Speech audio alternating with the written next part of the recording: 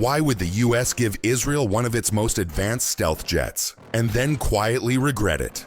This wasn't just any fighter, it was the F-35 Otter, a version of the F-35 modified with custom tech that even NATO allies weren't allowed to touch. Insiders say what Israel did with the jet stunned American military leaders and exposed just how much control the US had lost over its own invention. What do you do when your closest ally upgrades your own tech and uses it in ways you didn't approve? Imagine this: a jet you helped design, flying secret missions over enemy airspace, using custom code you've never seen, and pulling off strikes your satellites missed. If you've ever trusted someone with something powerful, only to realize they've taken it farther than you ever imagined, this is your story. In the next few minutes, you'll uncover the deal, the betrayal, and the shadow operations that followed. And at the end, we reveal the one classified mission that made the Pentagon say, "We should have never handed them that jet." The F-35 is the most advanced stealth jet ever built by the United States. It's fast, nearly invisible to radar, and packed with high-tech sensors. So why did the US let Israel be the first country in the world to buy it? At first, it seemed like a symbol of trust. Israel faces serious threats in the Middle East, and the F-35 would help them defend their skies. For the US, selling the jet was a calculated risk, supporting an ally while keeping tight control over the aircraft's secrets. But there was a twist. Israel didn't just buy the jet. They asked for something no other country dared to request: the right to modify it. They called their version the F-35 Otter, which means mighty one in Hebrew. The US agreed to let Israel access the jet's software, sensors, and data systems, making it the only nation allowed to change the jet from the inside. Most US allies get the standard version of the F-35. Israel's F-35I has custom code, homegrown electronic warfare systems, and local weapons integration. It's like selling someone a Lamborghini, but then they swap out the engine, redesign the controls, and won't tell you how it works anymore. So why did the US allow it? Because Israel made it clear they needed to customize the jet for local threats, and without that control, they wouldn't buy it at all. The US agreed, reluctantly.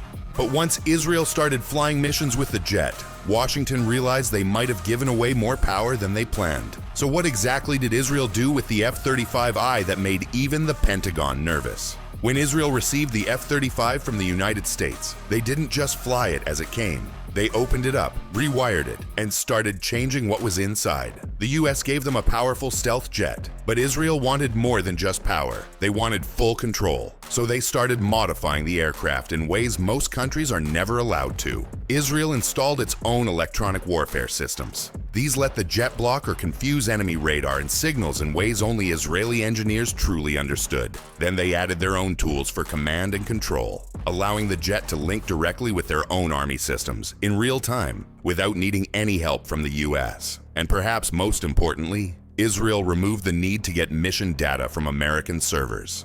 Normally, US allies must get updates and mission plans through a system controlled by America. But Israel created its own system. This meant they could plan, load, and fly missions without ever having to ask or notify the Pentagon. That's when things became uncomfortable, because now America had given away a stealth jet that could fly missions they didn't approve, use data they couldn't track, and evolve in ways they couldn't predict. It's like giving someone a powerful phone and watching them hack it until it becomes something even the original builder can't understand. At first, it seemed fine.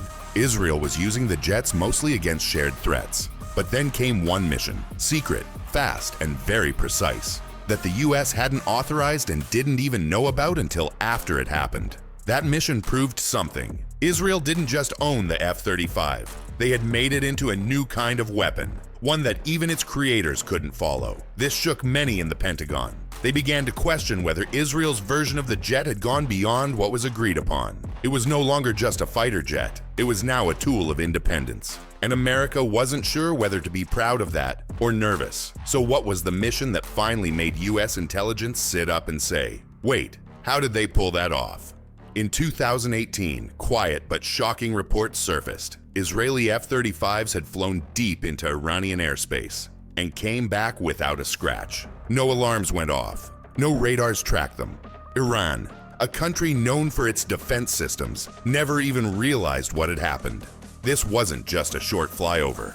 The F-35I Adair jets carried out a full intelligence mission. They flew far, mapped targets, gathered data, and even tested enemy air defenses, all without asking for permission from the US or its allies. It was long-range stealth at its most advanced. These jets moved like shadows, and no one saw them coming. To some in the US defense world, this was impressive. It showed how good the technology was, but to others, it was a warning sign. America had built this plane, but could no longer control how it was used. It was like lending someone a drone, only to find out later they had flown it into a sensitive area without telling you. Officials inside the Pentagon were proud of what the jet could do, but also alarmed by how easily Israel had used it on its own terms. The mission raised a tough question. If the US couldn't detect this flight, who else couldn't? And if Israel was already doing this without informing anyone, what else might they be planning? What other surveillance, strikes, or covert missions might already be happening? The US had given Israel one of the world's most advanced weapons, but now it seemed like Israel had turned it into something even the US couldn't track.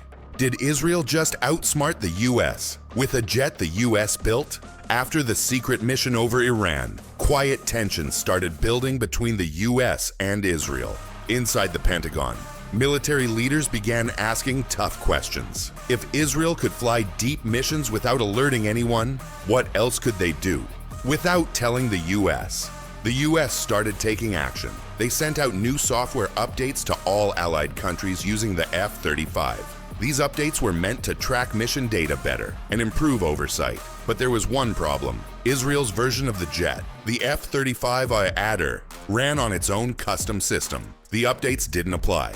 That meant while other nations had their F-35s connected to the US network, Israel's jets were flying off the grid. To some, this felt like a breach of trust. The US had shared one of its most advanced weapons, and now it couldn't follow how that weapon was being used. It was like building a smart car, but the buyer reprogrammed the GPS, and now only they know where it's going.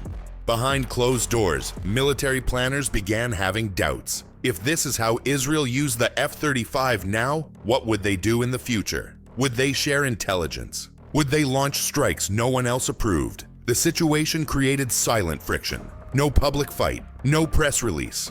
But the trust had cracked. This wasn't just about one mission. It was about whether the US could still control or even understand the tools it gave away. And then came the final operation. A mission so bold, so unexpected, that US officials questioned whether the F-35I should have ever been delivered at all. What one operation made the US finally say, "We want that jet back."